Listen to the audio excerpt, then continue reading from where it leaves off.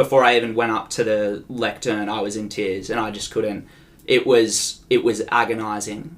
I did not want to be defined by that, and I just wanted to get on with it. Well, but what about, haven't you done some of them not in person? So some people might have had sneaky notes that they referred to. Maybe. Well, I'm in distinguished company, so I couldn't come without some sort of... Anyhow, yeah. Okay, so I guess the first question is, what do we need to know about how you grew up to understand who you are today? Okay, well, that's... I think that question could be answered in many respects, but let me refer to my notes. I mean, well, it's interesting, isn't it? Because I think the way in which you can answer, the way in which you frame your upbringing there's a lot of different ways in which you can answer the question, but I'll do my best to answer it. I guess, well, the most appropriate place to start was I was born in Mitcham Hospital in Melbourne, the youngest of 4 children, as you know. Where's Mitcham Hospital? In Mitcham. It's actually strange because you, Ben and Justin you were born in different hospitals, and I know this from in our family living room. You know how there are those newspaper articles and it says on this day. So basically we have, I don't know whether they still do this, but it was like actual newspaper headlines, and then Mum and Dad arranged for putting in, on this day, you know, Delia Catherine Burgess was born in... Oh, what? Oh my god, I'm so stupid. I thought it was actually... No, we weren't actually in the newspaper. Oh my god. But I think you were, I don't know, you were born in Baldwin or something, maybe, in St George's. Q, okay. But it has on that, anyway. But no, in any event, I think we were living in Baldwin at the time, though. I'm not sure why it was, you'd have to ask Mum that. But alas, see how much we can just go into the details of these tiny little... we haven't even got past me being born yet. This could be a very long conversation. But no, I mean, obviously, well, being born the youngest of 4 children, the pecking order being Ben, Justin, and then you. And, well, what's the age difference between us? About 5.5, 6 years. So I very much was the baby, I guess. I mean, I would say it was a very formative experience when we moved to England for me, because I was probably about 5 or 6, and I think that was I think it's something that at the time I didn't. So for context, we moved over because Dad took a job here. He was working for Deutsche Bank at the time, and he took a job as global head of mergers and acquisitions in London, and so consequently the whole family moved over. And I think, well, it's something I look back on now as being an incredibly formative experience, but at the time I did find it very challenging being so young, leaving friends and family behind in Australia, and most especially I would say, being very close to being always hanging around, my 3 older siblings, and then all of a sudden, you went off to boarding school at Headington, which is near Oxford here, and you had some distinguished company. You had Rowan Atkinson's daughter and Hermione from what's her name, Emma Watson in the year or 2 above you. But I digress. 3 years above you, right? Just to know that, make sure that people don't think you're as old as her. And then Ben and Justin, went off all the way up to Stonyhurst, which is in Lancashire, which is, I guess, about a 5-hour drive out of London. So, being a little, it completely changed my life at that point in time. and I found it very challenging being, I guess Dad had a very full-on job, and so I was probably spending a lot more time with Mum. And I know that whenever you came back from because Ben and Justin were there for the whole terms, and they came back in the holidays, but you came back on the weekends, and I know that I used to follow you around like a bad smell on the weekends whenever you came back. But yeah, I mean, in retrospect, I think it's probably those are incredibly formative years. I mean, there's a Jesuit saying, "Give me the boy until 7, and I'll give you the man." And no doubt that's played a big part in who I am today. But also, I was going to say something else with that, but I've lost my train of thought.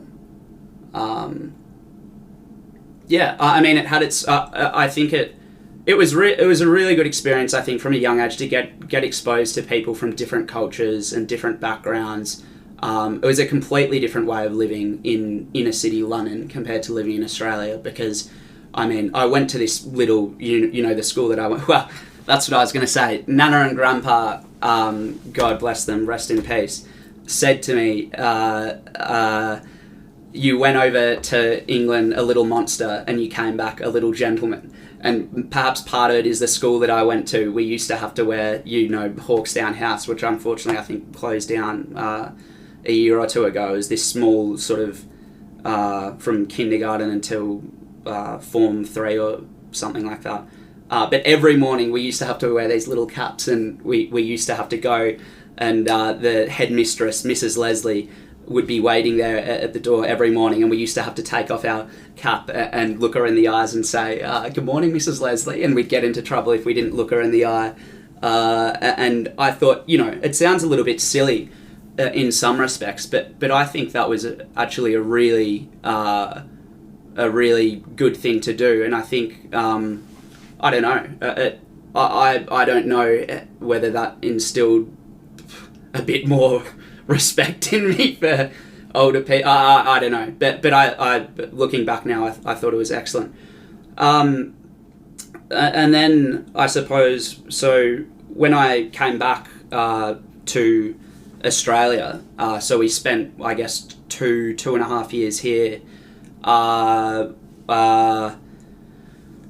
think I was very excited to when I went back to Australia. I started at Xavier College, which has played a huge role in my life, and I think I couldn't wait to get to Xavier, because when being the age gap that there was with Ben and Justin, when Mum and Dad would drop them off to Xavier, I felt like I'd kind of been almost I used to love like going in and seeing the teachers. I don't know whether you ever met Mr. Marham, but he was such a nice guy, and he always gave out, he gave, chocolates and all this kind of stuff. And I don't know, I felt sort of like a part of the school even before I got there, and I couldn't wait to get there.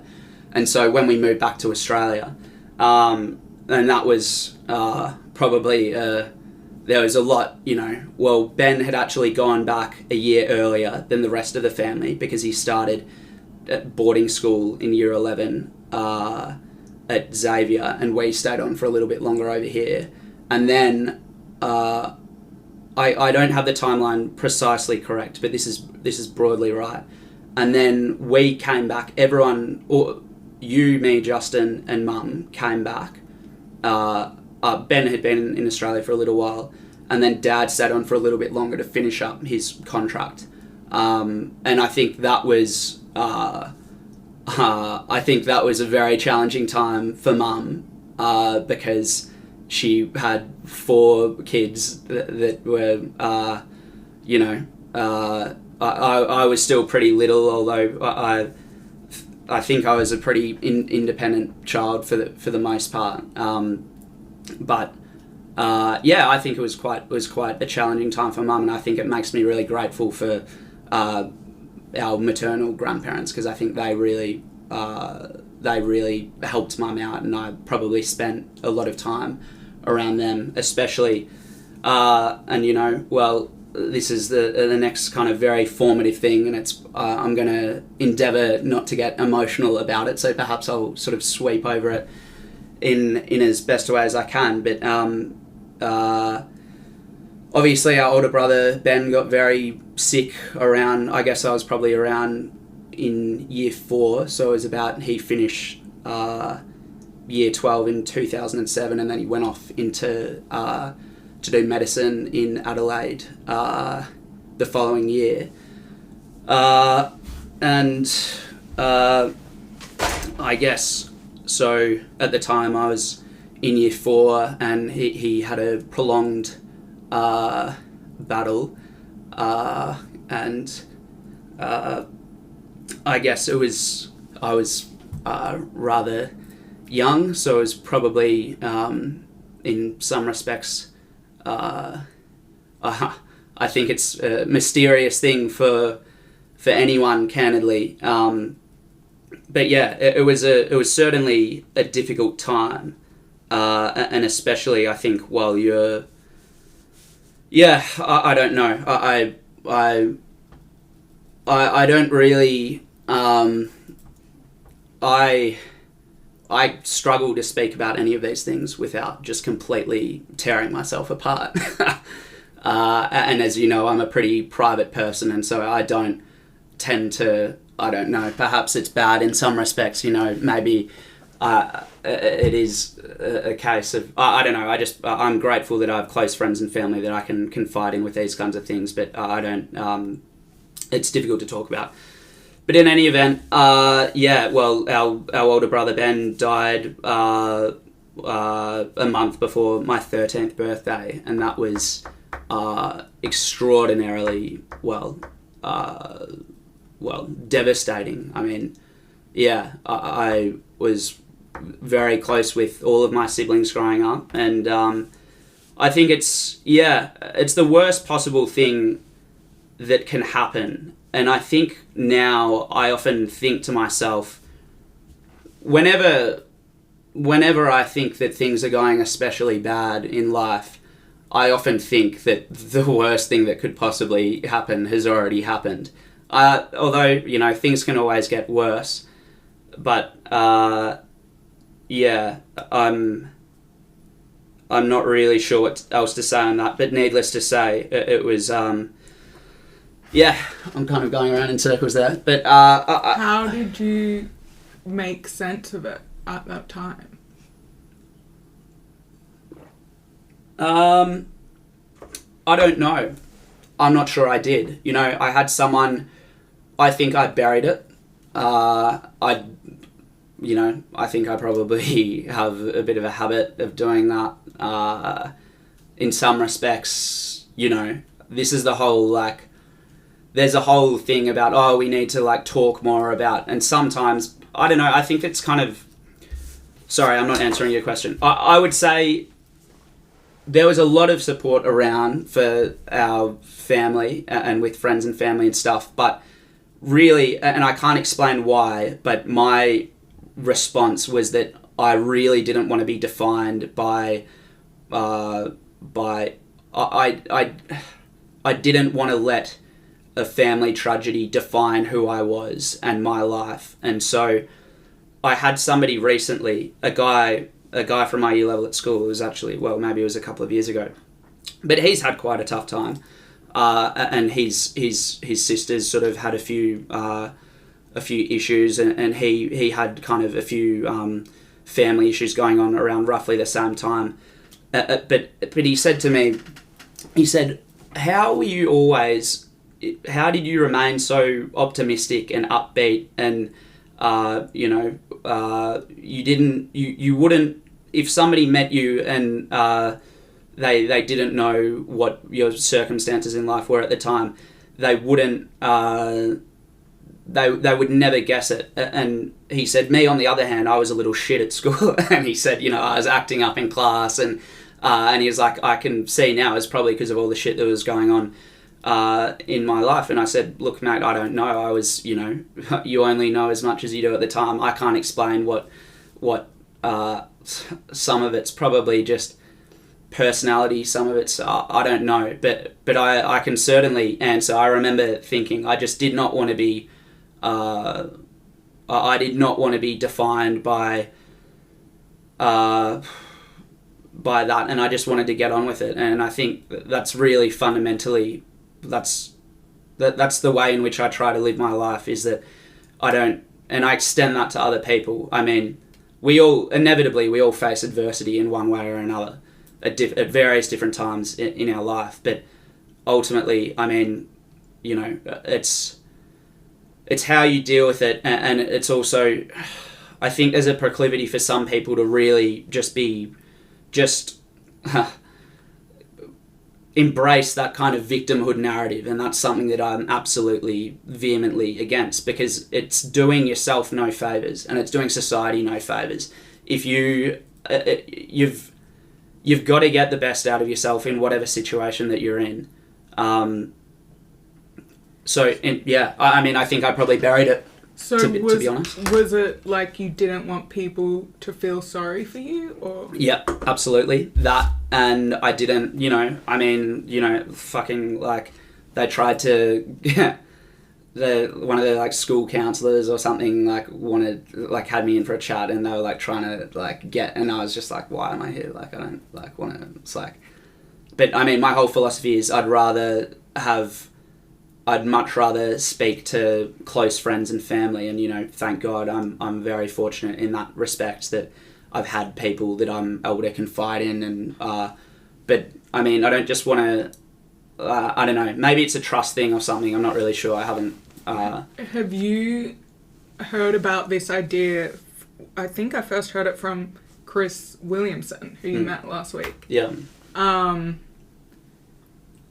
And it kind of makes sense to me the more I speak to people, because a lot of men seem to have this feeling that talking in a situation where usually it's with a female therapist and revealing things, they like don't find it helpful or useful, or they find it really unhelpful.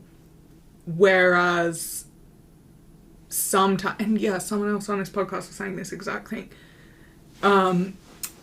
dealing with depression. And so the point from Chris Williamson via someone else is that male and female depression is very different, and because men and women are different, so it's like the way they're treated, it's like more focused on the female way. So it's about being loved versus being respected. So for women, it's more about knowing you're loved, and so I don't know, I think these two ideas are connected. So it's like talking it out with someone and like whatever, versus being respected. So for men, it's more about being respected. So if you're sitting in a room with a stranger who's like very different to you, telling them everything, and you feel like they can't relate to, they don't know who you are, they don't know what it's like to be you, it's just kind of like totally useless. Whereas I hear, I mean, not totally useless, obviously there's like tons of nuance, blah blah blah, but depends on personality type as well.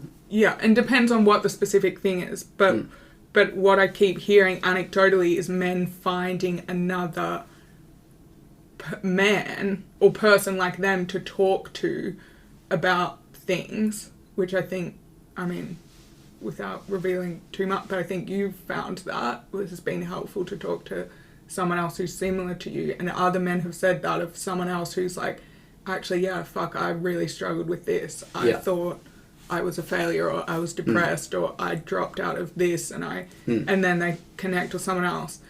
And but yeah, somehow I feel like it links back to that respect thing, because it's important. It's important for men to feel respected, and that they respect themselves. And that's kind of, so again, with depression as well, it's like things like, well, yeah, the classic Jordan Peterson stuff is like about having respect for yourself, like cleaning up your room, getting out of the house, going to the gym. Anyway. Quite possibly, yeah. I haven't thought about it in that respect. One thing I can certainly attest to is that I think it is very important for men to have other male friends. I think it's good to have both female and male friends, but certainly with issues like this, I think it is very important to and this is where I kind of, as I alluded to, you know, I'm a pretty private person and I don't like, I don't know, what, for want of a better term, hanging all my dirty laundry out to dry. I'd much rather confide in a few close people around me. And something that I think is really, I think something that the mental health industry gets, well, certain sections of the mental health industry gets acutely wrong now is this, there's kind of an attack, there's a sustained attack on, you know, you hear the term toxic masculinity thrown around. I mean, not all elements of masculinity are bad. And I think that in trying to kind of treat both sexes the same, you're doing a massive disservice to both sexes. And I think, well, as you say, I'm not sure about the whole, you could be spot on with the respect thing. It's not something that I've thought about, so I can't comment on that. But certainly, it is important for men to have male friends and talk about these kinds of things. And also, I don't know, the whole, some people, yeah, I don't know, you've got to be able to speak freely and openly and frankly. You've got to have some people in your life that you can speak to like that. But ultimately, men and women are different creatures. Like, as you've said before, what's the, I don't know where it's from, but yeah. Men are from Mars, women are from Venus or whatever. That's a book. Yeah, I mean, and it is a, you know, it's a spectrum. It's like two overlapping bell curves. Yeah. It's like men on average are physically bigger than women, but not every man is bigger than every woman. Yes. Yeah. And we'll get ourselves into trouble, you know, talking about differences between the two. But I would say it's, yeah, I don't know. It's a very vexed area, but and, you know, statistically speaking, I mean, women tend to be, I think it's more women are depressed, but more men suicide at a much greater rate. And that's a big problem. If you're kind of, so I think, you know, you can't have a uniform approach to, you almost do have to kind of treat each one differently, but yeah. So then what was school like for you after Benedictine? In general? I love Xavier. I gave my absolute best. I'm very grateful for the education that I had there, and I'm incredibly grateful for a lot of the teachers that I had at a very formative time in my life. You know, people like Jason Slingo, who you've met, lovely family, the Slingos. You're going to have to send this podcast to all these teachers you're mentioning. Yeah, you know, Father Chris Middleton, who was the rector when I was there from year 10 to year 12. Something that I'm immensely grateful for is probably not just the, well, it was a great education and an all-round education, I would say, not just in terms of academics, but also the opportunities that it gave me in terms of sport, in terms of drama, in terms of especially service, and that's something that I really took away. I think both from our family values and also from my education at Xavier. So I think the two fundamental messages I took away from my education at Xavier was being a man for others, and there's a Jesuit saying striving for the margus, which effectively means striving for excellence, striving for your best, always kind of reaching for more. And I would say, in terms of that, that's something that I've definitely, in our own family situation, I think that's something that I've really observed in Dad. I mean, I think he's crazy. He could retire right now if he wanted to, but he still works like he's still running around like a hamster on a wheel. But I think it's really good to know where you come from, and I think you know, Mum and Dad didn't grow up with a lot of money, but they've both worked incredibly hard to give the best opportunity to their 4 children that they possibly could, and you know, it's kind of it's quite remarkable that paternal grandfather Al was a factory worker. He was a foreman at a factory, and he remarkably, had 6 children and owned his own home, which is not going to happen again. I would say, unless something drastically changes. In Melbourne. In Melbourne, yes. Yeah, sorry, carry on. Yeah. Giving everyone, I think, in terms of their values, which is education. Education, absolutely. And so, Dad went to a public school. But yeah, very importantly, it's not like giving everything as in you never have to work again. Like, I just... Oh, yes. Yeah. No. Very much like you need to work. Absolutely. Well, those are, I think... which can make it... Yeah. Which can make it hard to... Which can be a bit of pressure to find your way in the world, I think. If you can't... Sorry, I'm just coming off a conversation with Dad, which is always the message...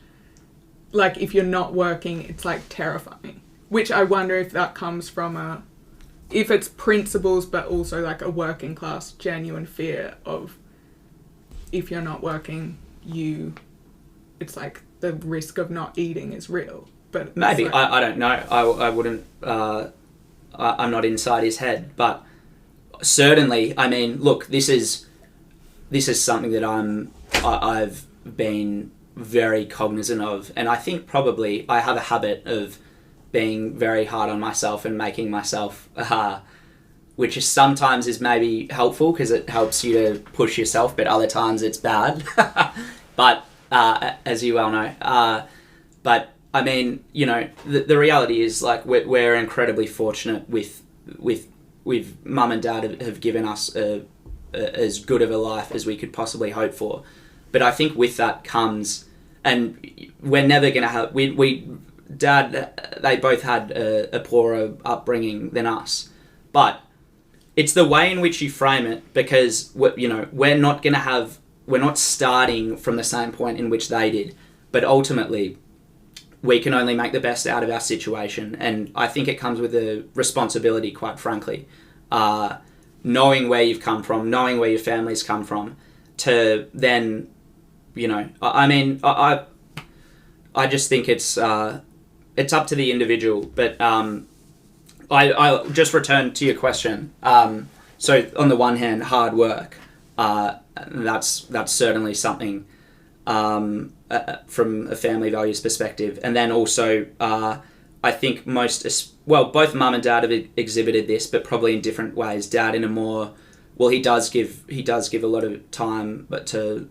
various different charitable boards and that kind of stuff, but probably more from a philanthropic sense, whereas Mum is an incredibly selfless person. She's heavily involved in different volunteering work and charities and so on, and I think a lot of that came from our maternal grandparents, Nana and Grandpa, and they never really had much money at all, but they were always going out of their way to help other people. They were always volunteering with St. Vincent de Paul, heavily involved in the local parish, heavily involved in their family, always willing to give a hand. I'm so grateful to have spent so much time around them. And I think I used to love walking with Grandpa when he took his little Cairn Terrier, Mac, along on a walk on the bike path, and every single person that we walked past, didn't matter whether they looked like they weren't on for a chat at all, he would say g'day to them. And I remember that from just being really young, and just the way in which Grandpa was just such a friendly man. He just treated everyone with respect. It didn't matter who they were or where they came from, and that's another thing that I've taken away, and I think probably both in the family sense, but then also at Xavier, having been fortunate enough to be involved in various community service programs and so on, and getting involved with people from all different walks of life. I think it's that Molly Meldrum quote. There's a statue, I don't know whether you've seen it, but it's outside the Corner Hotel in Richmond. Richmond's a suburb in Melbourne. And Molly Meldrum said his grandmother said to him once, always remember in life that no one is above you, but most importantly, no one is below you. And I think that's incredibly... I think that line really underscores my values in a lot of ways. I've always had a big problem with people that, to use the expression, kiss up, kick down. You see it everywhere, in every environment. Inevitably, it's part of human nature. But to break that down, people that kind of suck up to people that think that they can get something out of, and if they think that they're better or higher up in the social hierarchy than someone, then they treat them like shit, or they're just not friendly to them. But I mean, it's not that hard to be a nice person. I think the small things really do make a difference. Even just here, the receptionist downstairs, I'm saying in postgraduate accommodation with 600 students, every time I walk past whoever the receptionist is, I say g'day and I say, how are you going? And you don't know. I think it's little things that can make a big difference. That sounds really cliche. I'm sounding like Paul Kelly from Little Things, Big Things Grow. But it's true. It's like, just contemplate the difference it can make in your day if you're driving along someone, you give way to someone and they don't wave at you. Then a little part of you goes, fuck, I've lost faith in humanity. And then the inverse of that is if you give way to someone and they wave, you're like, oh, cool. And you don't know what sort of a day someone's had before. You don't know. And it's something that I really acutely realised while in the lockdown in Melbourne, is that these small little interactions, which you kind of take for granted, they really do kind of compound. And that's why I think, and we all get stressed and I can be an arsehole. I'm not perfect at all. But I try to be as nice of a person as I can. But yeah, I've just completely gone. Yeah, that's what happens. And so you think that came from seeing Grandpa treat people with respect, or did that come from school? Or I think especially family. I think especially mum's side of the family. I think their side of the family also worked very hard as well. Even Nana and Grandpa were very financially pressed at certain different times, and Nana was having to work a couple of jobs, and they even took up a cleaning job at a certain point in time after Grandpa was retrenched. So they certainly worked very hard. But I tend to think that the biggest takeaway I took from the Bilston side of the family was, I would say from Grandpa and from Nana as well, although she's more perhaps introverted than Grandpa, so she wasn't as probably like... Grandpa was on for a chat with anyone and everyone. And actually, that's another funny story. This little can terrier, Mac, who I said before, Grandpa would always stop in the street and just be on chatting to whoever for so long. Mac developed a habit of, if Grandpa was talking for too long, he would urinate on Grandpa. And so then Grandpa would hustle along, and he did this more than... Did you know about this? It's hilarious. So. Yeah. So, and certainly I think Nana and Grandpa have instilled that in Mum, and thank God for both Mum and Dad. I mean, God knows, I wouldn't be here if it wasn't for all of their support over the years, and Mum will drop whatever she has at the drop of a hat to be there for anyone else in the family. And yeah, I don't know, big heart. And I would say, well, in some respects, I think Mum and Dad really are a case of opposites attract, because there is such a dichotomy in some respects, but they really complement one another very well. I think all marriage in the long term is probably a matter of compromise, but I think they both have brilliant values, and I'm certainly really grateful for that now, because I see the pain that is caused in a lot of people whose parents have separated, especially when they're at a younger age, and it can be devastating. So I'm really grateful that our parents are still together. And thank God, because they complement each other so well. And Yeah. I mean, and that's not to put fault on anyone who's gone through a divorce or whatever, you know, sometimes things don't work out and all that kind of stuff, but... I'm just thinking mum and dad are going to be extremely embarrassed. Why? To this. Anyway, okay. So then did you have any idea at school, like I'm interested in how you started to form your values and your view of the world, and also how you ended up from that person at school to then where you are now at we're sitting in your room at King's studying political economy. Like how did you, what's kind of the path, and how did you become, because you're I guess I'd say you're passionately interested. Absolutely, in this. yeah, that's fair to say. Well, it's difficult to say precisely. I mean, certainly I love Xavier, and I try to make the most of every opportunity that I got there. And I'm so grateful to, you know, I went to India with Xavier, I came over here on a cricket tour. I really gave of myself, and it was probably a big part of my identity. And I think by the time I finished year 12, it was like, what do I do? You know, it was so much. But in terms of my values underlying, I think what that drove me through all the way is just trying to get the best out of myself, striving for excellence, and probably in a balanced perspective. I would say I never overemphasize academics. I've always tried to be a bit of an all-rounder and balanced in different ways. And trying to kind of will be a man for others, selfless service of those in most need. I think probably, well, it was the ultimate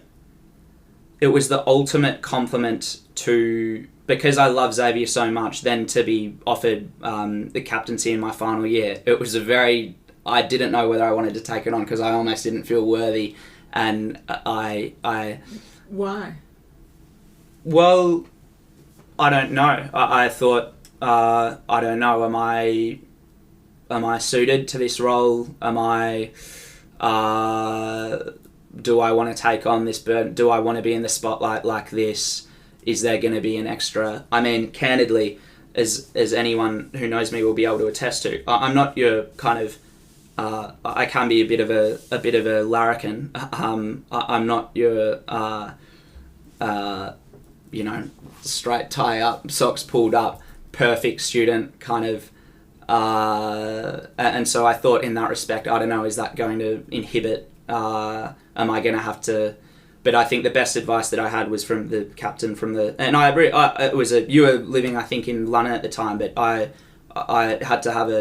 sort of had to be talked into tanking it. It's a no-brainer in retrospect, and ultimately it's the greatest, it's incredibly, it was a great privilege because I love Xavier, and I'm so grateful so the opportunity to serve in that respect was brilliant. But it is something that I had to kind of deliberate on, and I don't know, maybe it's a bit of imposter syndrome and all that kind of stuff. But needless to say, I think I got mentally exhausted in towards the back end of year 12. There was one, we had annually the feast day of St. Ignatius Loyola, and I think I was pretty sleep deprived. We had a whole campus mass. I don't think I've told you this before. And I was sitting with two of my close mates, Pete and Tommy, and one of them said, you know, this will be our last, you know, St. Ignatius Day Mass. And it was it was sort of July, and we were finishing school in, year 12, October or something. And then, you know, I can't explain it, but I just broke down. And then they got me, they said, oh, I was sitting with my friends, and they said, oh no, you need to sit like up here. And thankfully I didn't have to sit on the stage, but for most of the mass, I was just, you know, bawling my eyes out, which is very, I mean, maybe we say that grandpa has the Suki Wawa gene, maybe I've got an element of it, but I try to repress it in as far as possible. Out of stress, or like probably stress, probably knowing that it was coming to an end, at Xavier. It had been I'd been there from year 3 until year 12. I'd been there for 10 years, but it felt like I'd been there for longer because Ben and Justin had been there before. And, you know, it was at the time you were living over in, I think you might have still been in New York, as a matter of fact, at that stage. Justin was in London. I found it very challenging. That's the biggest downside of being the youngest, is being the last one. I went under the radar, I think, for a lot of, because Mum was always so busy and everything. But being the last one left at home, being in the spotlight, I did not care for that. But yeah, and look, I fell away. I mean, I was a keen athlete at the time, and I had a few stress fractures. I couldn't run for 3 months. That was kind of my outlet. And that definitely took its mental toll. And then probably, you know, back to your previous question, I probably did just bury all of my, it probably came out at various points in time that I would confide in people, and I think Xavier's really quite good for that from a pastoral care perspective. But there was probably a whole lot of things that had been bubbling below the surface, and then it was incredibly.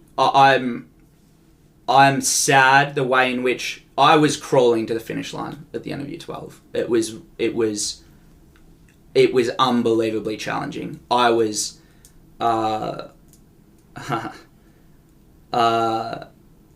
especially I think as someone that tries to be friendly and approachable to everyone, to be in a mindset in which you feel as though you can't, I think there's a discernible difference when you're not feeling yourself. And yeah, I found it really challenging because I felt like I was probably letting other people down. I wanted to, yeah. So I'm sad for the way in which the last few months ended, but is what it is. I mean, I somehow got through it, somehow plugged through, and then I think I was just exhausted at the end of year 12. And then I had a gap year. I slowly put the pieces back together, and I was not in a good place for quite a few months there.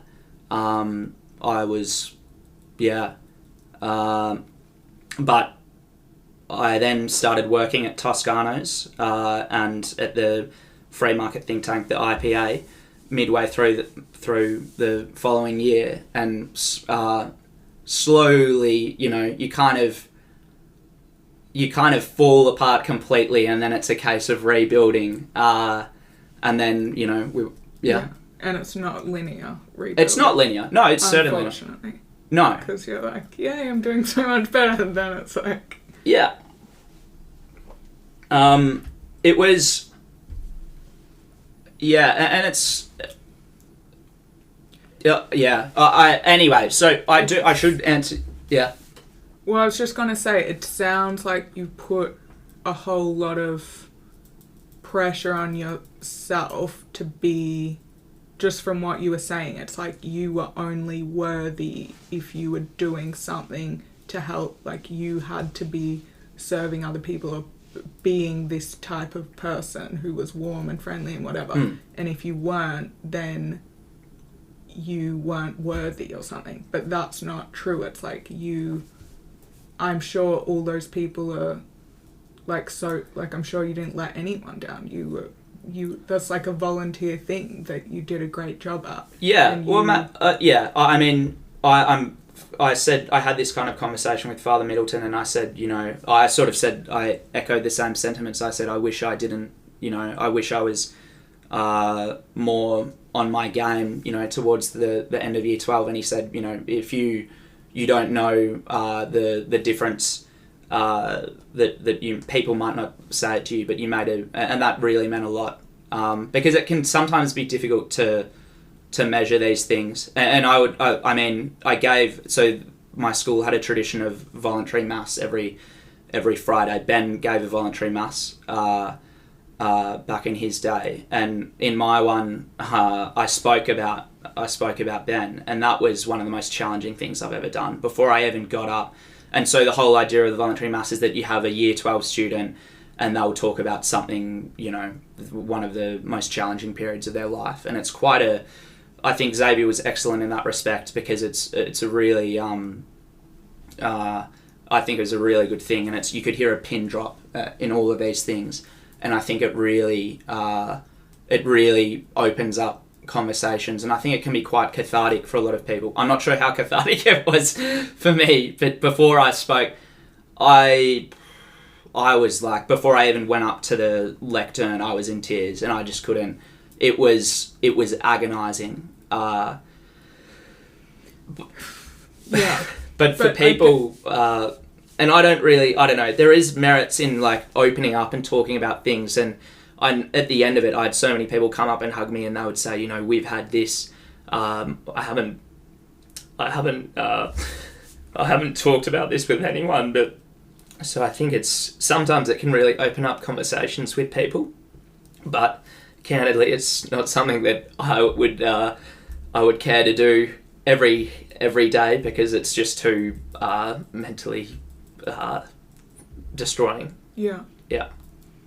I guess my point was, even if you hadn't done any of these things, and even if you had just told everyone to fuck off for every day that you were captain, you would still be worthy as a person. So it's like, clearly you put this kind of pressure on yourself, which is probably good in a way, because that's how you achieve things, but I think it's important to know. I'm just saying, because it's the exact thing that happened to me, but in a different way. It was like, I was only worthy of being on this earth if I was like achieving X, Y, and Z, and as soon as that fell apart, it's like, oh well, then I should die because I have no worth. But it's like, everyone has worth. Absolutely, certainly. And I think it's falling into the trap of that. I am grateful on the one hand, because I am a ardent believer in personal responsibility, but the trap that you fall into, as both you and I well know, is that you can get into this kind of perfectionist mindset, and all the things that come along with it, like imposter syndrome and so on, and it's completely counterproductive, because ultimately you end up being less effective because you have this unnecessary mental baggage. So I certainly agree with you there. Look, so I'll go. How did I get here? We've gone a full. Well, so I ended up doing my Bachelor of Arts at Melbourne University. So I majored in history, did marketing as my kind of breadth track, and I would say my BA was very, very. I wouldn't say during school I was especially political. I never really, other than instinctively, I would say if you were to ask me where my political beliefs come from, it's probably, I'm grateful as well with mum and dad that they never imposed on us their political views, whereas I know some families, they're kind of more overtly political. I'm glad that they kind of let us work it out for ourselves. I don't know, instinctively though, I think I was always, being a student of history as well, I always had an appreciation for Western civilization and how our institutions have come about. And when did you first learn about that? Well, probably just in history in school. I'm very lucky that I had some brilliant history teachers. And there was something that made you think it's way better how we do it here versus like in communist Russia or something? No, I don't think while I was in school I was thinking that, but I think that was just the foundation. And I think I was really surprised when I got to university how I still can't get my head around it, candidly, how such a terrible ideology in communism is still so, you go around campus, thank God, I was saying this to a friend the other day, it's great that we don't have any fascist, doing their march around campus. That's not tolerated. I think we've learned one lesson from the 20th century, which is great. That's Nazism is a terrible ideology. On the other hand, on campus, you have all of these Karl Marx posters. You have all of these, the Socialist Club, overthrow capitalism. And I thought, what the hell is going on here? It was quite a... there was not that political heightened... I'm grateful that the history education I had at school was not that politicised. And I worry now from some of what I read, possibly it is becoming more politicised in schools. And candidly, history is probably an undervalued discipline now. I think it's incredibly important that we know our history, we know our foundations, we know where we come from, and that it's not that just this Marxist style of history in which, for the best way of putting it is, you could break down all of human history into there being the oppressors and the oppressed. I think that's massively overly simplistic and is just such a... And the other... Is that taught? A lot of neo-Marxists, that's where all of this identity politics comes from. But that would be more at university. At university, yeah. I would hope that it's not in schools, but it could be. I don't know. But that would have to be in some esoteric kind of theory way. It wouldn't be, because if you look at things that have happened through history, how are you going to explain, the Great Leap Forward? I mean, the millions of people dying in China, or... You know what they say? What? It wasn't proper communism. That's what they say. So that's what I mean. It's a theory verse. They're not looking at the facts of all millions of people died, or Pol Pot, or this dictator. Stalin. Yep. They're just... It's some, super niche kind of argument that just is found in the arts departments of... Unfortunately, not just the arts departments. I think that a lot of these ideas are kind of becoming more pervasive. But to return... Yeah. Yeah. Okay, so you started noticing it. I certainly... Yeah. Because my experience... I went to the same uni. Yes, we did science. But it wasn't... years before, and I was at college. But yeah, I was doing maths and engineering. I would see these free sausages or whatever, if you sign this petition, you get a free sausage. So I was aware that people are kind of talking about some stuff, but it was I don't know anyone else who took any interest in this stuff. I remember Margaret Thatcher died and people were celebrating. Yeah. But I mean, this is going to make me sound so ignorant, but whatever. I was didn't really know who Margaret Thatcher was, didn't really... it was a vague awareness, but I was had no... And I was extremely involved in my college and sport and uni, but it's interesting. I don't know if it's... But even my friends who did arts, I don't think they were particularly interested in this stuff. They were just doing art history or whatever it was. So there must be something that triggered you to be what's going on here? I'm curious about this. Maybe, but perhaps also, I mean, I guess there must have been... When did you graduate? Perhaps it did become more politicised in that period. It's quite possible. Look, I mean, I think you've got to have diversity of opinion on campus, and that was my biggest problem with it, is that a lot of people, and this is a problem both at universities and more broadly speaking, you have these people that if they disagree with you, that they're inclined towards calling anyone remotely right of centre a Nazi, which is just completely unhelpful. And there was plenty of that going on. Yeah, this is students, but this also happens, it's just so... But they lose the argument, because if you're going to revert to... if you can't address an argument and you're just going to say anyone that doesn't agree with me is a fascist, it's just ridiculous, and it's completely lost the meaning of the term now. I mean, Jewish people are getting called Nazis. It's crazy. But I would say I was very fortunate in that I was also working at a free market think tank, and that balanced out quite nicely. One of my earliest experiences in my undergrad was we were discussing, this was a compulsory arts class on power, and we were discussing the merits of capitalism versus socialism, and I said all of that. It was interesting. I would say the majority of the class were arguing in favour of socialism, but by the end of the class, nobody conceded that they would rather live in a socialist country over a capitalist country. But I said, look, anecdotally speaking, from my own family situation, and in Australia, I think the free market, classical liberal sort of system, the free market liberal democracy has enabled social mobility. And so what I was saying before, our parents have been able to work hard and get ahead through, they got a good education and they worked hard. That's an environment in which I want to live in which it doesn't sort of, there's a great, actually, this is where I can refer to my notes as well. There's a great Bob Hawke quote, a Labor Australian Prime Minister, a great larrikin. In Australia, there is no hierarchy of descent. There must be no privilege of origin.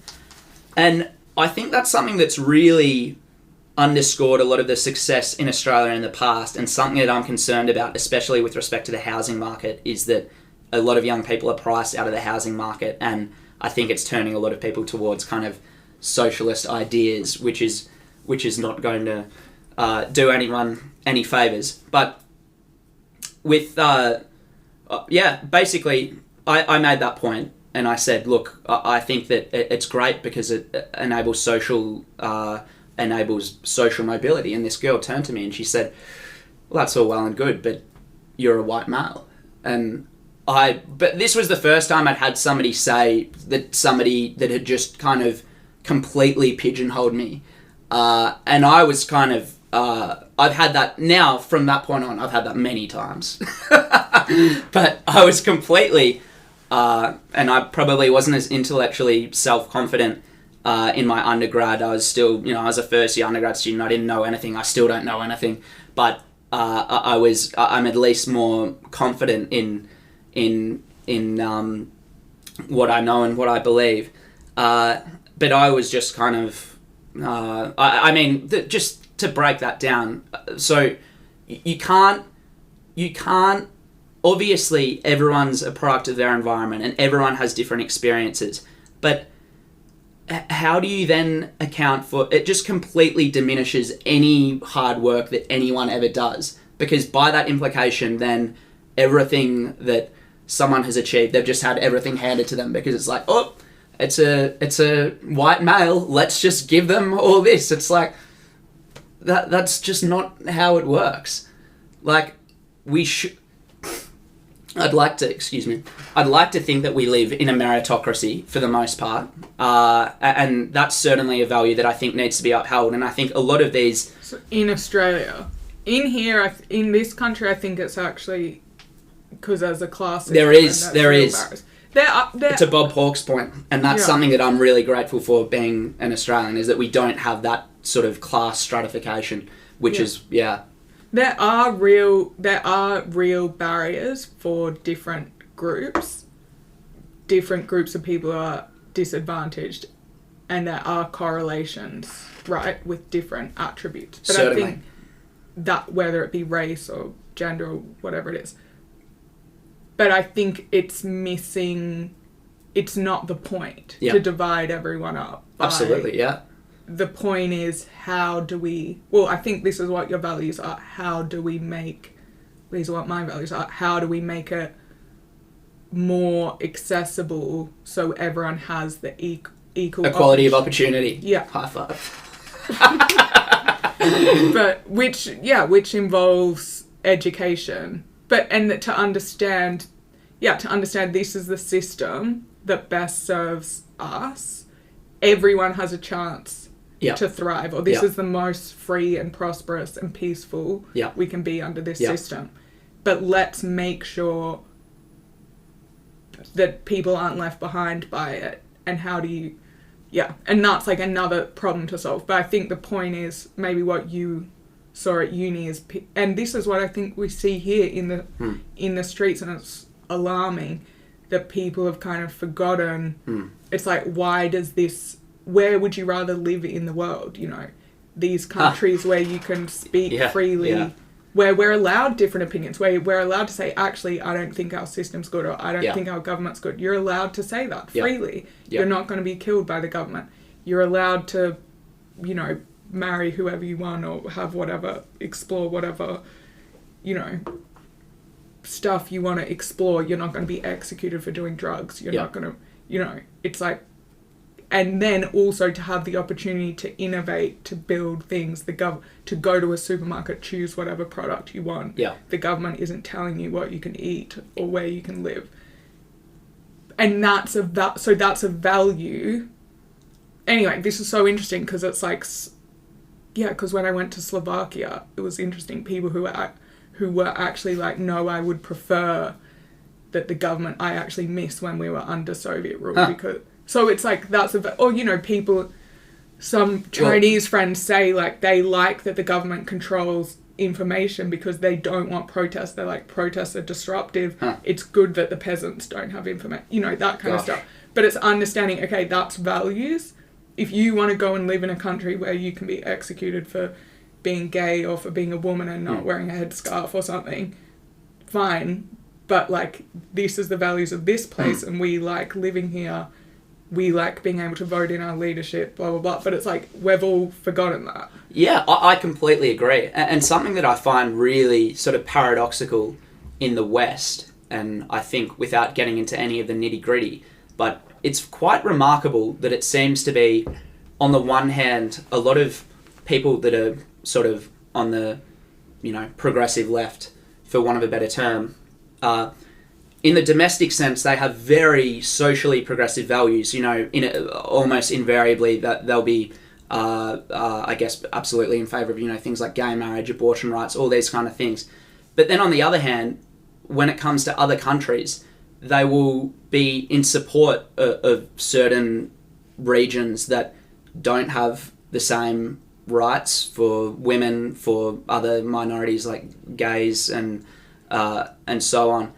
I'm not sure how they reconcile that, like how. But you'd have to get the. But it's interesting. I struggle to be that inconsistent in it. It seems so bizarre. But that's why conversations are good, and that's why. Yeah. So, like, for example, me yesterday at these protests going through London, I wanted to ask this guy why he was there marching on the streets. And he said, I don't want innocent people to die. So I was like, okay, great. So how do we prevent October 7th? Or what do we do about the hostages? And he was like, because he wasn't talking about those innocent people. But then he was like, yeah, first he was like, oh, well, tough luck. Some people have to die. But I was like, wait, but those innocent people have to die. How do you decide? And I was being polite, you know, and then we could have a conversation when he's like, okay, it's like, what can we agree on? Because I don't want any people to die. Yeah, generally. I agree. I think from a humanitarian perspective, all of this stuff has been devastating. And one of the most depressing things about the response broadly from people has been that people have drawn kind of ideological grounds and they're more likely to be one side or the other without just being able to acknowledge what's going on is a tragedy. There's innocent people that are dying. And somehow there's all of these kind of moral relative qualifiers. I find that very disturbing by people that are, and candidly, like a lot of people that are nice people and good people, but they're almost making excuses for terrible atrocities. But that's why conversation's important, because you can figure these out together. It's not like everyone's figured everything out we are all full of inconsistencies and contradictions, and we feel emotionally strong about something that doesn't make sense because it doesn't align with something else. That's just what being human is. But so conversations are always better than violence, like resolving problems through conversation. Yeah. Well, but that's my view. Other people might have a different view. Other people do. So it's establishing, do we agree? Because some people agree. Some people, for example, in the US, like I couldn't believe how many people think, yeah, it's okay to kill people in certain situations. Like if for self-defense and for this, and like if someone's doing this, like you can kill the person. Whereas we come from a place where it's like generally, like any life losing any life is a tragedy, and most people are not, you know, even with capital punishment, right, and stuff like that. But so anyway, it's just starting with the, okay, what can we both agree on? Okay, do we actually both want peace? And some people are like, no, I want justice. Like, they're actually very angry, and they're like, no, I don't want peace. And it's like, okay, well, probably not going to get very far, but who are the people who want to work towards peace? Whatever. So that's just that example, but I mean the same with the socialists and these values, because, yeah, we get confused and we get influenced by ideas, and people think, oh, wait, why wouldn't that be a good idea if the government just gives us everything? But it's like, no, but how does the government work? Where does the government get their money from? They get their money from us. Yep. Who are, That's something that I wanted to get onto. Yeah. Well, okay, I'm interested in what... Well, I should finish the question that you asked about how I got here. So, sorry, I've had a bit of a cold, and so excuse me sniffing. It's an incredibly bad habit, but I don't have any... I should have had some tissues out here. I would say, so I went through my undergrad, and I would say it was brilliant working at Toscano's, because I think that, and I would encourage anyone I think you should go... fruit. It's a fruit shop. It's a greengrocer. But it was great, because I would start shifts at 5 a.m. On Saturdays, I would work 5 a.m. until 5:30 p.m. or 6 p.m. at night. They were long days, but, you know, Australia, you know, it was good. It was a bit of manual labour. What did you get paid? I was there for 3.5 or 4 years, so I was minimum wage. I was minimum wage all the way through, but Australia has one of the highest minimum wage in the world. So I think when I started, it was about $19 an hour, and then by the time I finished, it was normal rates were probably 25. Minimum wage 19 an It's hour. unbelievable. Yeah, I know. Australia, we did have the highest minimum wage a few years ago. I'm not sure I think we're still definitely top 3, which can make it very difficult for small businesses, by the way, but that's a whole separate thing. But by the time I finished, Saturday rates were $32 an hour. Pre-7 a.m. rates were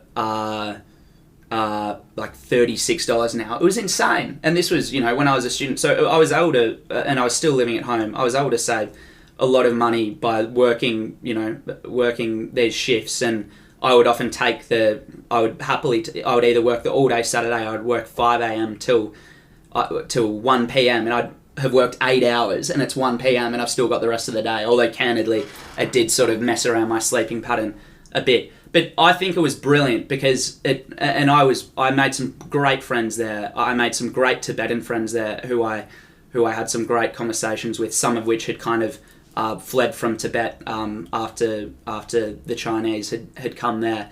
No, one of the guys had when he was 7, he and his family had run through the jungle for 3 days to get to the northern India border. But it was great because it was a bit of manual labour, and it was also I started out on the, what do they call it, on the load, helping this Tibetan guy and Peter unloading all the trucks that came in and putting things away. And I think it's better to go into a manual, especially for blokes. I think it gives you an appreciation for hard work. I don't know. I'm incredibly grateful for the experience I had at Toscano's.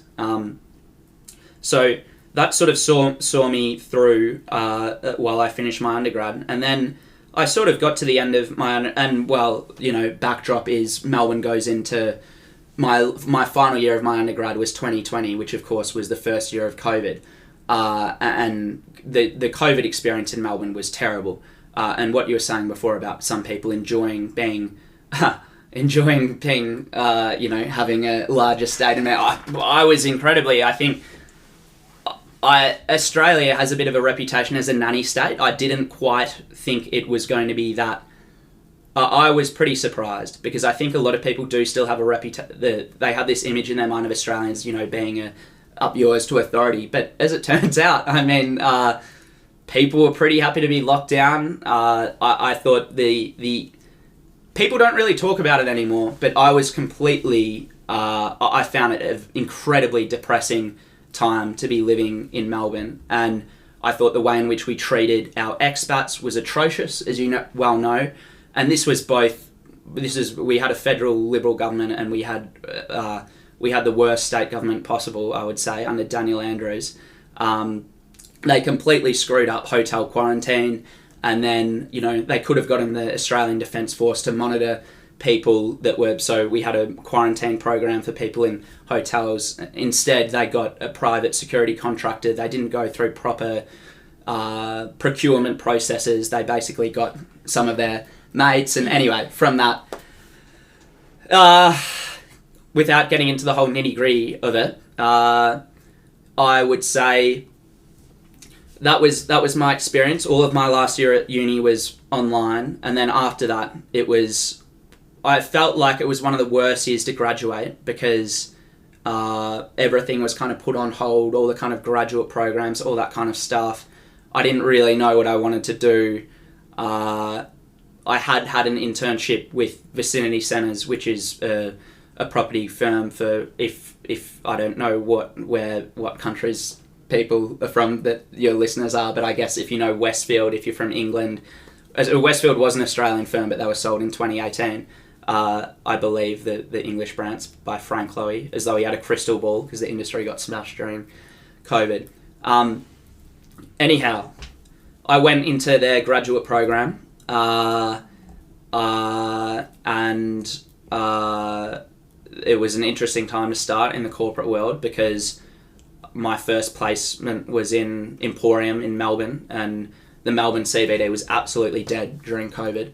I remember being at Melbourne Central Station at 5:30 at night on a weeknight. Melbourne Central Station is one of the busiest, probably Melbourne Central Station, Flinders Street Station are the two busiest train stations in Melbourne, and it was a ghost town. And that was quite a remarkable thing. I don't think I'll ever see that again in my lifetime. Anyway, I went through and I found it a very challenging time being sort of locked up for as long as we were. So for context, Melbourne had the longest cumulative lockdown in the Western world. It was 261 or 262 days overall over the course of from 2020 to I guess the end of 2021 or thereabouts. And I would say probably my experience there is maybe one of the reasons why I've ended up here.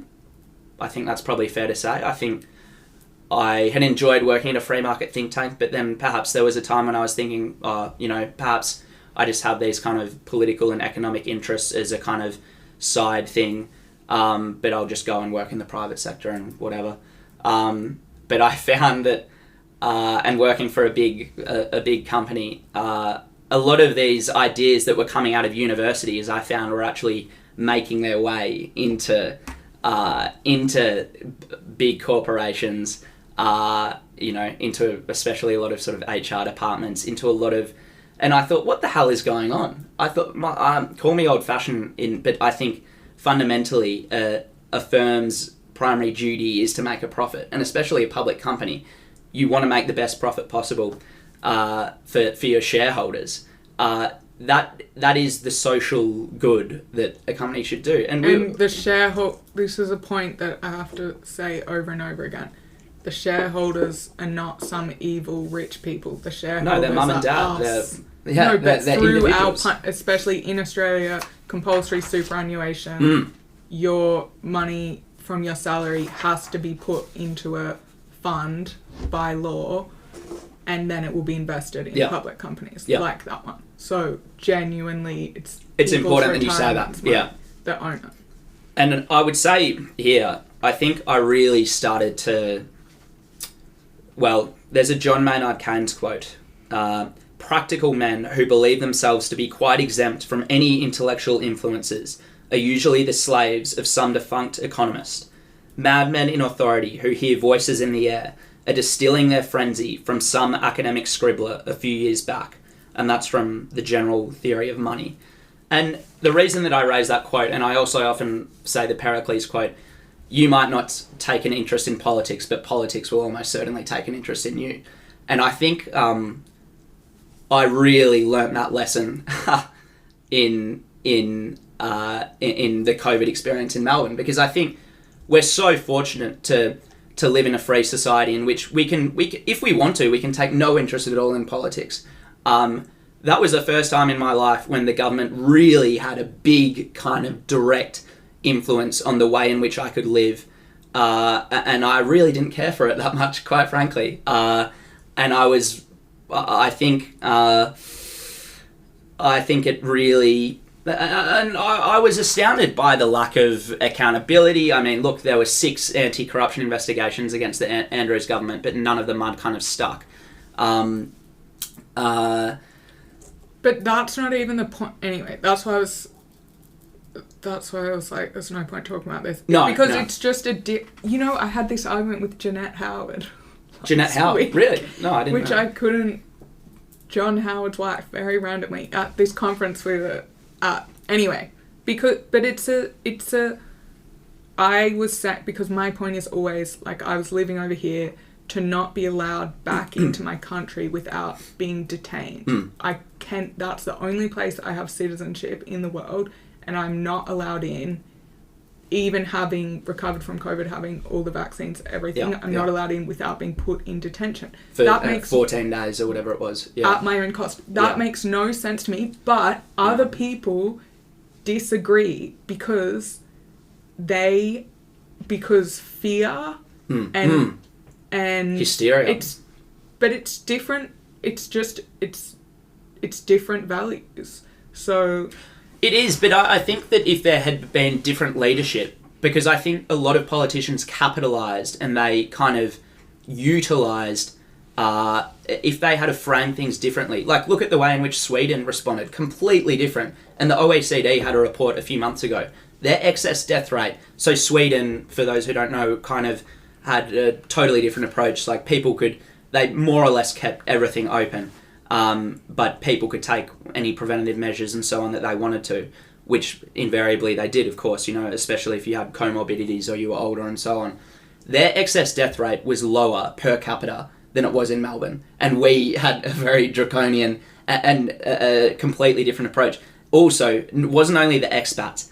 One of the most depressing things about the Australian situation, we had the Queensland Premier that said, Queensland hospitals are for Queenslanders only. You had people you had people with family members outside of their own home state.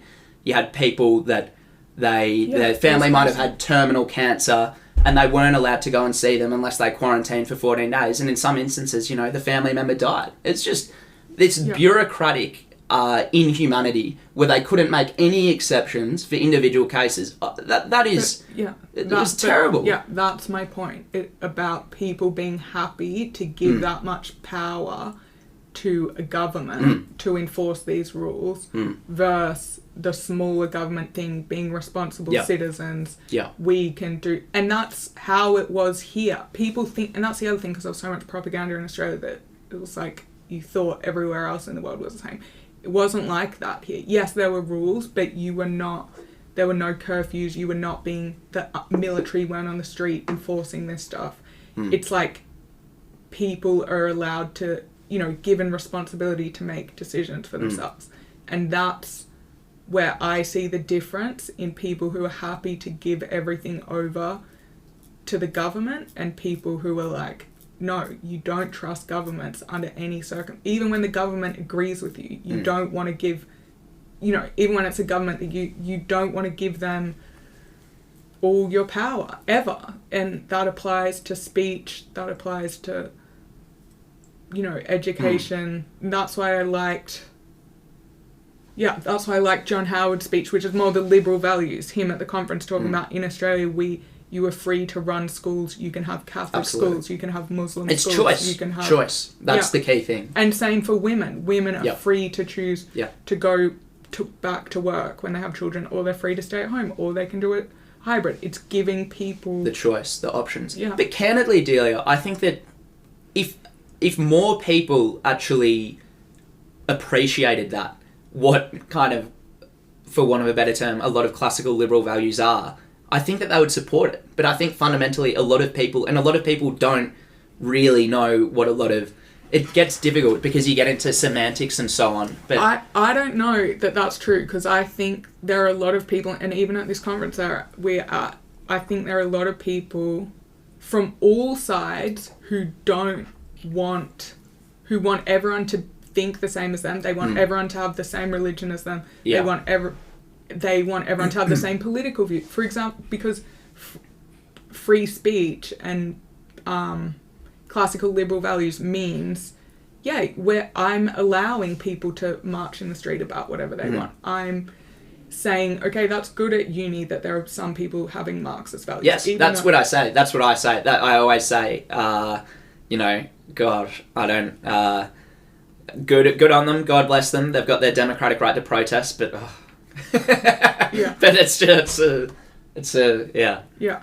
But there are a lot of people from any side, from the left, from the right, from Islam, from Christianity, from whatever, ultra progressive to ultra conservative, who want everyone to think the same as them, and they want. That's why we have to learn about this stuff, because it's like, hang on, if whoever's in power starts executing people who don't have the right values, or whatever, executing is the extreme, but oppressing people in any way. Today they might be agreeing with me, but tomorrow that might switch, and then I'm on the wrong side. So that's why we never want to give that much power. Absolutely. Okay, but we've gone for an hour 20, so yeah. Wait, so do you want to wrap up by finishing the story of how you ended up now doing this course and why you're doing it? Well, I think I came over here last year for your graduation. You'd finished your Masters of Finance at Cambridge, and I came over with Mum and Dad. Justin stayed back with little William and Georgie, our little niece, or maybe Georgie hadn't been born at the time, I don't know, and Amy, our sister-in-law.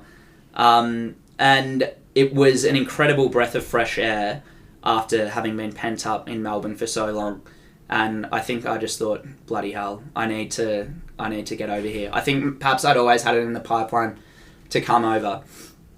But in any event, I went back to Australia, finished the grad program, then worked full-time for a few more months at Vicinity. I had started a graduate certificate in business, which I'm halfway through. I think I'd felt a bit, being in the business world, I'd felt having come from doing more of a humanities degree, I felt like I should add another string to my bow and do that. And I think it was all credit where credit's due. I think Dad put because I'd really enjoyed reading books like On Liberty by John Stuart Mill. I guess I'd kind of been broadly interested in and I'd sort of immersed myself in a lot of news and a lot of and I think Dad made the suggestion, why don't you look at doing a PPE? And, so philosophy, really? Politics, economics. Yeah. And I hadn't really contemplated it because it's a very English degree. It's not a very Australian kind of thing. And I thought, and I sort of looked into it and I thought that would be brilliant. I mean, that sounds right up my alley. And I think I'd been kind of deterred from it because I think you and Dad both have brilliant mathematical brains, myself less so. I'm not a complete nuffy when it comes to maths, but I'm certainly much more inclined towards writing essays and so on. I think I was weary of the economic side of things, but I would say political economy it's almost like a hark back towards, so Adam Smith was sort of he's considered the original economist, but he was more of a moral theorist than anything else. And a lot of the original economics kind of intertwined all of those disciplines, politics, economics, and philosophy. What's happened, especially in the last kind of 50 years, is that economics has taken two different kind of pathways. So a lot of people that do pure economics, it's become more kind of quantitative. One of my flatmates is doing economics. He's great. He's a free marketer as well. He's read, Hayek and Friedman and so on. It's incredibly refreshing. But they go down at the more mathematical pathway. But political economy, and I've taken out refer to my notes once again, prepared. So very fortunately, at King's, so it's on political economy at KCL, founded in 2010. We're the only dedicated department of political economy in the UK. Our teaching and research recognises that the disciplines of politics and economics are inextricably linked. It is not just possible to properly understand political processes without exploring the economic context in which politics operates. Similarly, sound economic analysis requires an awareness of how resource allocation is conditioned by political institutions, historical context, and ethical values, and the way these have been understood by different traditions in social thought. In a world characterised by financial uncertainty, ecological insecurity, and value conflict, the links between political and economic processes are never more apparent than the need for a multifaceted appreciation of how they operate has never been greater. Sorry, I butchered the last sentence. This is like what politicians need to be learning. Yeah, I think so. It's like... It's... Because, yeah, it's insane how many... I mean, even you hear this stuff all the time. Like, you heard from someone well-meaning at this conference talking about, you know, social fabric, but then they're talking about, like, oh, how sad that the factory... You know, everyone used to work in this factory, now they're not, and like... But it's like, that's where you've got to develop the thought, oh, why aren't they? Oh, wait, because we have technological innovation. Productivity increases, yeah. Like, it's that Luddite it's the Luddite thing. It's not even that. It's just like, oh, we don't have horse and carts anymore. So the people making that stuff, we don't need it. It's not... It's like politicians often don't understand this bigger picture. Yeah. Like, and it's pretty alarming because they are managing I agree. money. I think there's a lot of... like 30% plus of our paycheck. Yeah. And then if they don't know how to manage that, it's like... I completely agree. And I think there's a... that much wealth and you have this many homeless people on the streets and this many problems, it's like, what is going on? There's a good quote, because there's enough food in the world to feed everyone. So it's not a problem of scarcity, it's a problem of poor governance. And I can't... someone made that quote, but I can't remember precisely who made it. But no, I certainly wanted to increase my knowledge, especially of the economy. I think that's incredibly important. And I think, candidly, I don't know, it's maybe something that they should teach financial literacy and economics as kind of core disciplines at school. I don't know how you would get it into the curriculum, but I think it's something that would be helpful. But look, I'm very grateful to a friend who he went to St Kevin's in Melbourne, and he had applied for a few universities over here, but he ended up doing his Masters of International Relations at ANU. But initially I was contemplating applying for a whole lot of different universities over here. But then I thought, bloody hell, there's an application fee for every time that you apply. And so I thought, I'll just go for a few of them. But I caught up with him for a coffee and he said, look, I would only apply for Oxford, Cambridge, LSE and King's College London. And I said I was cognizant of the former three, of course. But I hadn't really given King's that much thought. But I'm so grateful for him to have said that. Because I've been absolutely loving the experience. I think the faculty is absolutely brilliant. There's been far more diversity of opinion, and probably greater tolerance than I found in my undergrad. But not to shit all over my undergrad, I had some excellent professors, and I met some great people. But the standard of academia over here has been phenomenal. But I will say, I came over here, as you well know, very luckily was able to stay with my big sister for 3 weeks in Fulham when I first came over. I didn't find out that I'd gotten into King's until about 2 weeks into being here. And so I was kind of in limbo because the backup plan was I had my visa and everything. I was just going to work. If I didn't get in anywhere, I was going to work full time in London for a couple of years. But yeah, I don't know. They must have made a mistake in the paperwork for me to have gotten in. And so anyway, and so then that was kind of good because I was able to actually figure out what I was going to be doing in the next 6 months of my life, and very grateful to Edward Chandler. He gave me an internship with his firm at Nomia Capital, and that was interesting. Sort of working in venture capital for a few months, which was different to having worked in property in Melbourne, and was able to do a bit of travel in the interim as well around Western Europe, and here I am now in the motherland. Yeah, and you'll have to teach us something about political economy another time in basic. I've got a lot more to learn before language. but yes, no, we'll have to continue. I was just going to say on that diversity of opinion thing, I think, so diversity of thought always exists. It exists everywhere. Even if you're supposed to think something, everyone thinks different. Even like if you think of your favorite ice cream flavor, like people have different preferences, right? So people think differently based on their experiences. The point is, can you freely discuss it? Is it safe? It's funny because people talk about safe spaces, but it's like genuinely, I'm creating a safe environment here for people to be able to share their life experience and to be able to say how they look at the world. And can we have that in university? That's probably why I started this podcast, because I found at Cambridge it wasn't particularly safe to ask questions or to, you know, maybe have a different view. I became quickly aware of like, oh, there's like this kind of way of thinking. Yeah. And if you want to question it, even down to like food preferences, like, you know, like eating meat in a certain circle is like... But it's like, so the point is people will always think differently, but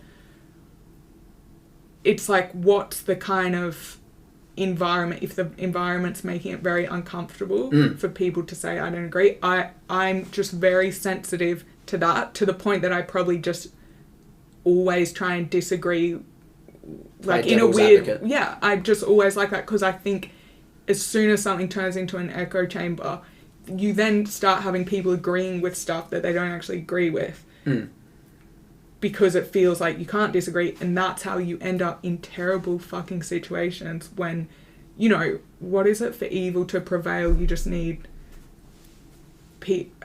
for good people to say nothing or something. That's how I thought of that quote a lot in COVID. Bad things happen when good people say nothing. It's something like that. Yeah. But that's how, if you don't have an environment where you're allowed to say, hang on, is it right that we're killing these people? Or, you know, it starts less extreme than that. If you don't have that, then that's when the world becomes scary. So I'm glad you have a place. And then you realise you can respect people. You pick your audience as well, though. I would say sometimes, look, it does like feel... in a workplace, for example. Well, sometimes there are environments and there are people that it feels like you're treading on eggshells.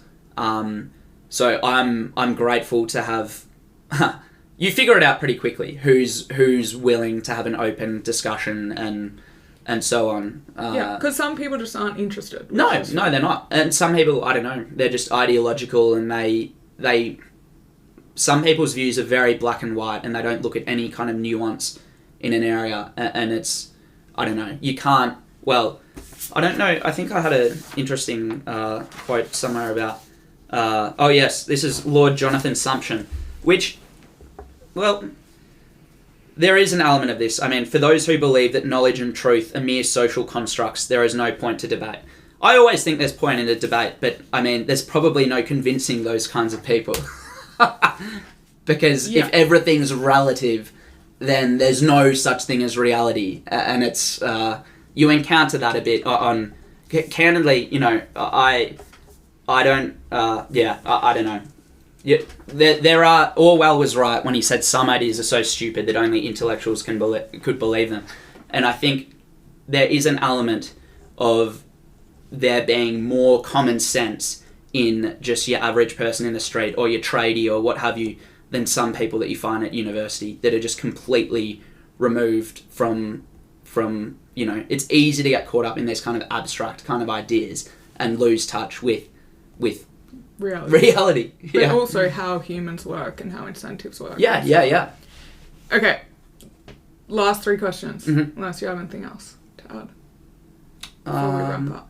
Or you can say it after the 3 questions. Okay. How do you stay grounded? Well, as I've said to you before, I try to, the 3 pillars of well-being, eating healthy, in as far as possible, getting enough sleep, and exercising. I'm probably letting myself down in all 3 faculties in that at the moment, but I've sort of, I don't know, this master's is pretty intensive, so I've been working pretty hard with it and probably have been, but I would say, those 3 things, and also getting out into nature. I mean, I love living here, but I'm right in the city. I'm looking forward to just getting to, going out into a park, and I love kind of, being out in nature and in natural environments, and, just having a walk around, and probably just in personal relationships, I think, just having a deep conversation with people, and I think that's where I feel most grounded. Yeah. Is there a book that's had the biggest impact on you? Probably On Liberty by John Stuart Mill. I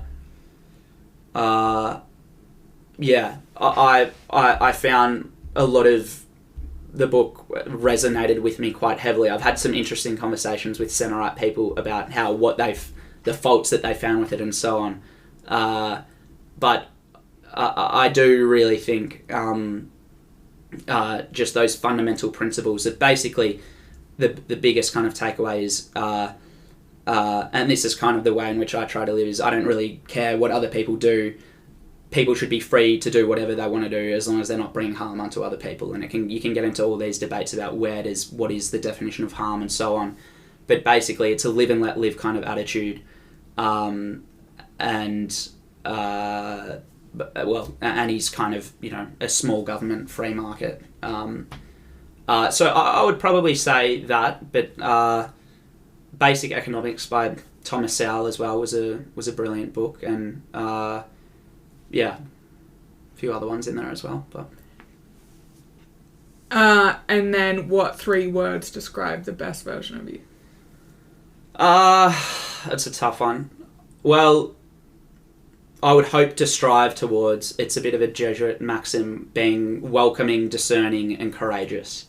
I think at my best, hopefully that's what I am, and you can kind of, welcoming, being friendly to people, and also, just being lighthearted and having a joke and not taking things too seriously.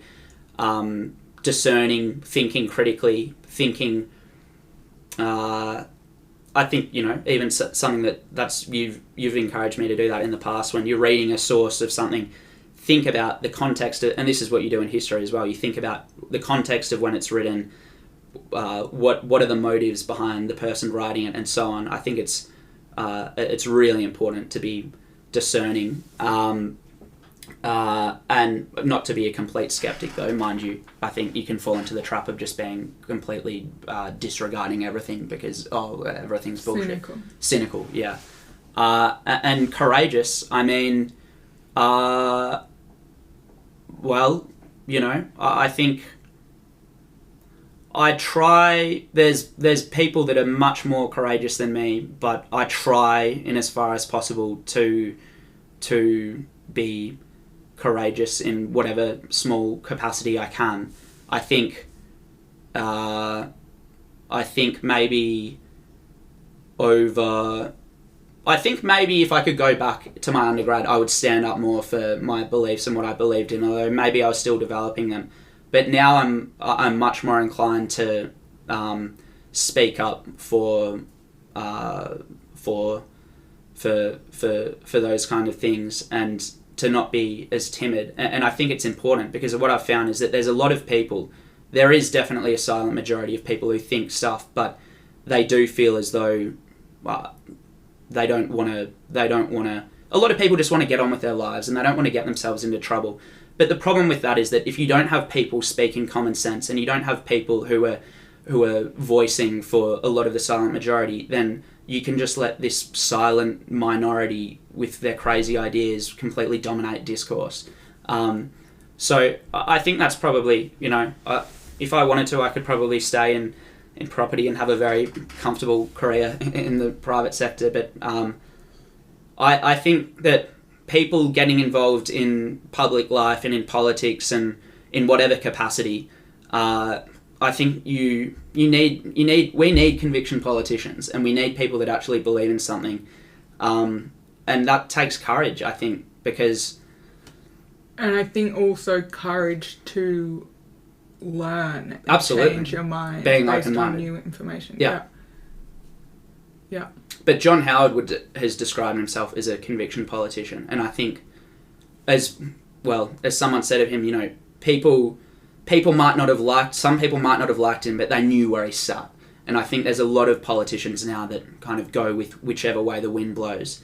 And there's probably, we've got some great politicians, don't get me wrong, but I think I question, perhaps there's a few people that, I think politics it's about service. It's not about, you should be going into politics to help other people. You shouldn't be going in it to serve yourself. And I question a lot of, I